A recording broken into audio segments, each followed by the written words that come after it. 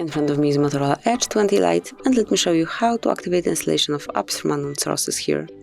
So at first, let's open a list of all apps, go to settings then, and choose apps and notifications. They are at the top of the list. Now enroll advanced and pick special app access. Here you will notice install unknown apps, just mark it, and now you can give permission for some particular application. So let me pick for example Chrome, and then to install via this source, just allow from this source. Just like this, you can smoothly click on the switcher and now it is active, and you can do the same thing for any other app.